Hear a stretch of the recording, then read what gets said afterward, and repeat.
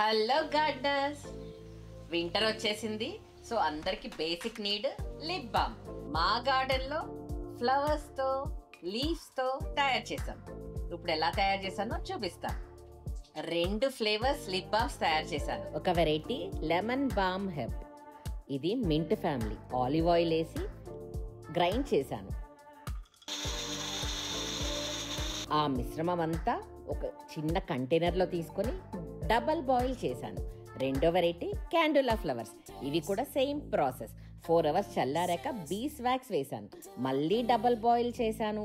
అదంతా చల్లారాక vitamin E oil వేసి ఎయిర్ టైట్ కంటైనర్స్లో వేసేసాను. Natural lip balm ready.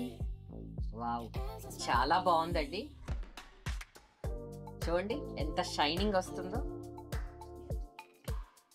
చాలా సాఫ్ట్గా చాలా బాగుంది.